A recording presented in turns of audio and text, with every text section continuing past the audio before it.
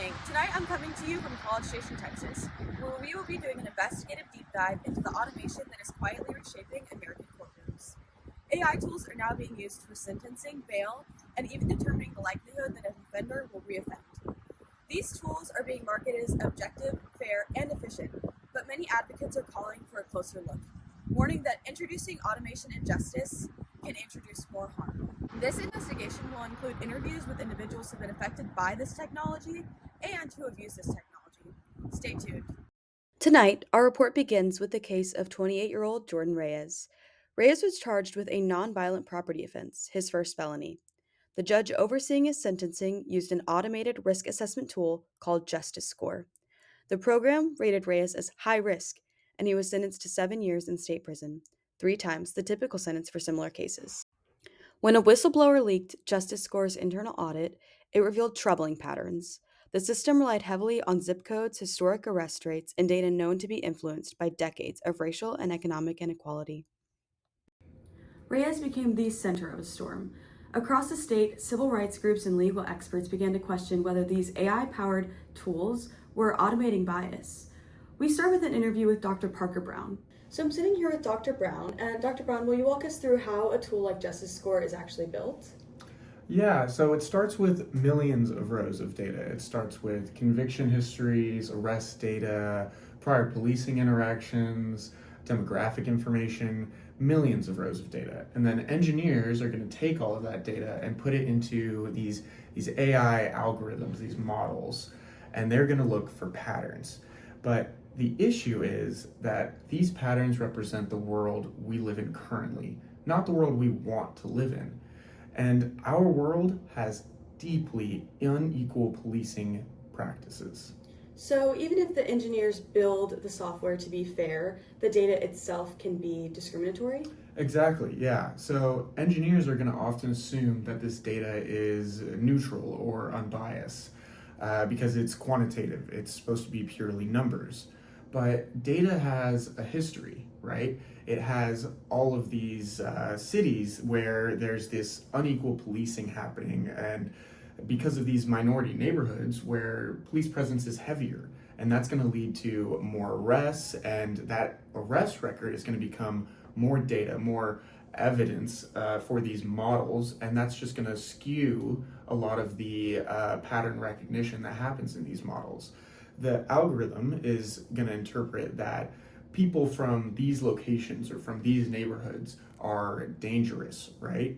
And that's not exactly true. It's really just disproportionate policing. A lot of people believe that AI removes bias. Do you see it the opposite way? Yeah, so when you use AI in justice, you're not removing any bias, you're really just fossilizing it into these patterns. You're turning all of the historical data of inequality into mathematical predictions.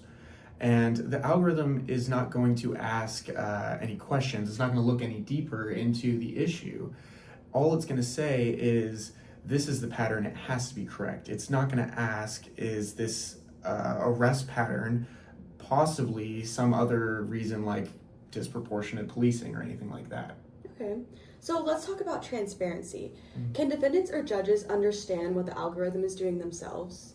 No, actually they can't, and that's a really, really big issue. A lot of the data is considered to be proprietary, and that means that even the courts or the lawyers or anybody involved can't examine any of the variables or any of the weightings or data that these algorithms are using to make very important decisions that are affecting real people's lives.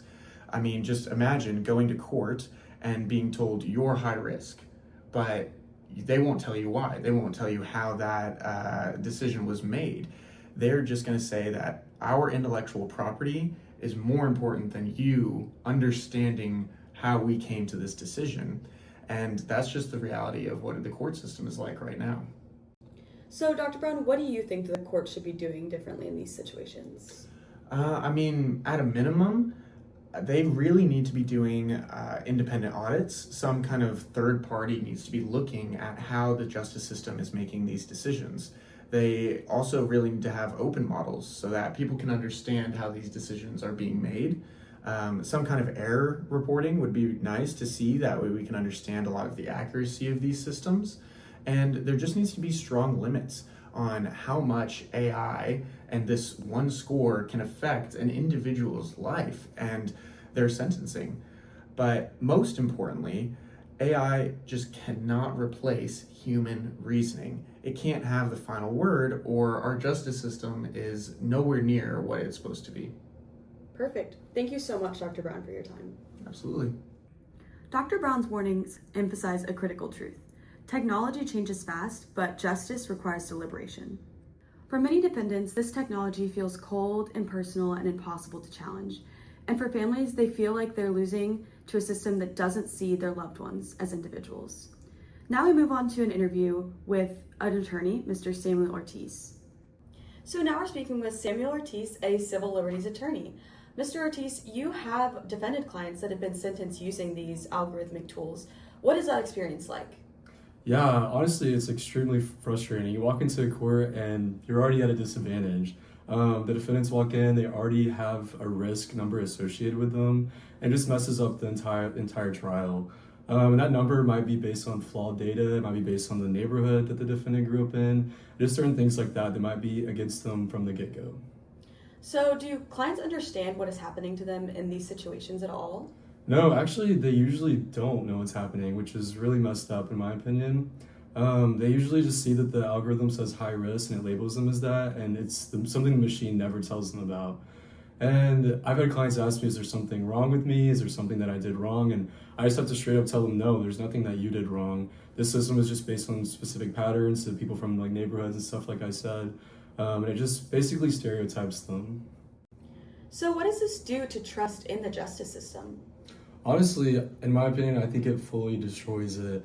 Judges have always been fallible, but I mean, at least they're human, and at least you're not arguing with a machine. You can always appeal a judge's decision, but you can't really argue with a machine if no one really knows how it works.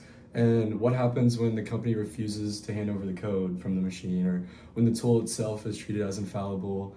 It removes the whole humanity from the process, and when justice stops being human, people stop fully believing in it, and then the whole system basically crashes. Right. So from an ethical perspective, what do you think is the biggest red flag about this technology?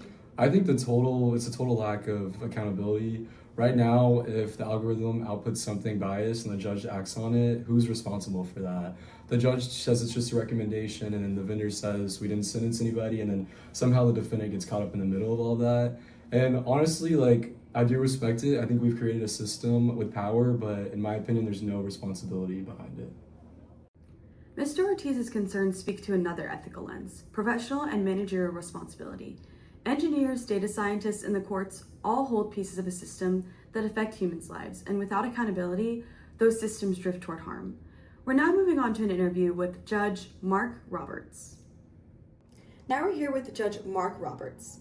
Judge Roberts, you've been on the bench for more than 2 decades. How have these automated risk tools changed your job? Yeah, honestly, they've changed the entire tone of the courtroom. Back when I started around 20 years ago, sentencing was about context and the defendant's history. It wasn't about some use of like AI tools and how these defendants are now just presented with a score without even giving us a chance to hear their full story. And it's very hard psychologically on judges to hear that client labeled as high risk and just kind of like not think about it. Even though we tell ourselves it's just a small piece of information, it always kind of sits in the back of our heads like during the trial. Right, so do you fully trust these tools that you're using? Not fully, but I think myself included and other judges definitely do think about them more than they should. These scores kind of feel a little bit more scientific in a sense, neutral, evidence-based, if you would say. But many judges don't even understand how these tools work and what data they use, what biases they put into the score, and just stuff like that. They don't even understand where the error rates are. They just get the score presented to them, they kind of just go with it. Even though if they don't say they're thinking about it, it is always in the back of their head. And the danger is that judges are using these tools and they think it's smarter than them, and that's when they're going with it. And in reality, the training data and the AI that we're using, it's only as smart as the person that trained it. So have you ever disagreed with one of these algorithmic recommendations? Yes, actually many times. I've worked various different cases where a defendant will come in and they have strong community support, a steady job, and honestly no violent history on their record or anything in that sense, and still somehow they get labeled as a high risk defendant. And in the cases that I've worked, I've usually seen that this is based off of like their neighborhood they live in, their zip code area, or even family associations. And the thing that is honestly horrible, in my opinion, is if I override the score, I have to justify why. But if I go along with it and just continue the trial like nothing happened, I think that nothing really happens after that. And I think that that honestly requires or kind of influences a silent reliance on the algorithm. So, with all of your experience over the years, what safeguards would you recommend for this technology? Yeah, great question. I think it honestly goes down to three things, and that's transparency, training, and then AI limits. And with transparency, if a judge can't understand the model, I strongly believe they can't use it because if you don't know where the score is coming from, where these high risk associations where the defendants are coming from, I don't think you should be able to move forward with the trial because what if that is a wrong score and that person ends up going to prison for that? And then next with training, it kind of breaks off from that question. I strongly believe that all judges that are using these AI tools should honestly have training on them to know where the data comes from and just specific things like where they fail each time. And then lastly, with AI limits, I think that AI can be helpful to inform a decision, but it should never be the leading factor in driving the final decision. And in my opinion, that's just because sentencing requires wisdom, empathy, and nuances, and these are just things that an AI algorithm doesn't have. Right. Thank you so much for your time, Judge. Of course. So now we're here with Marcus Stewart, a former defendant who has been affected by this algorithmic sentencing. Marcus, thank you so much for your time and being willing to share your traumatizing experience. Can you just share a little bit about your case? Yeah. I mean, I was arrested at 24 for a drug possession charge, and it was my first offense. I hadn't done anything prior to that. I had no prior history. My lawyer said we were likely to get a probation as normal for that charge. But when we got to the sentencing, the risk tool, the AI tool, it flagged me as high risk. And my lawyer didn't even know why. He just said that they couldn't release the details, they couldn't give us any more information, and they gave me a 4-year sentence. And I don't know, usually you just get probation for something like that. Yeah, did the judge try to explain why the algorithm would have rated you in that way? No, he just said that the system recommends a higher sentence due to my risk score. And that was it, period, end of story. And there was no further evidence, nothing else to even talk about. And I don't know, I just felt like the decision was made before I even got into the room. And I didn't know what I did wrong, and I just didn't feel like there was anything I could say that would change anybody's mind. So Marcus, how did this affect you personally? Yeah, I mean, it really messed me up for a while. I just kept thinking, like, who decided I was dangerous? A computer, a data set, the neighborhood I grew up in. But I don't know. I just kept wishing that people would talk to me, not talk at me or talk about me or talk about all this AI stuff, and I don't know. AI, it just didn't just change my sentence. It really changed the way that I look at myself, honestly. Right, so out of this situation, what would you want judges and lawmakers to understand better? Yeah, I mean, I think they need to understand that a number doesn't tell the whole story. People can make mistakes, but people can grow. A computer can't look you in the eyes and be able to tell that you're a person trying to get back on track or turn things around. I don't know. I just want the justice system to remember that we're human beings and, we're a lot more than just a pattern in a data set. Right. Thank you so much, Marcus, again, for your time and sharing this traumatic experience in life. Absolutely. Marcus Stewart's experience underscores what's at stake. When the justice system is shaped by algorithms, the people who are most affected often have the least power to question these algorithms. These ethical concerns lead directly into legal ones. Courts around the country are wrestling with the question, is algorithmic sentencing even constitutional? In the US, defendants have the right to confront and challenge the evidence used against them, but proprietary algorithms complicate that right. In some states, companies argue their code is a trade secret. Courts agree. and defendants are left unable to challenge what the algorithm used to judge them. This creates an accountability vacuum, one that legal experts warn could deepen inequality for a generation.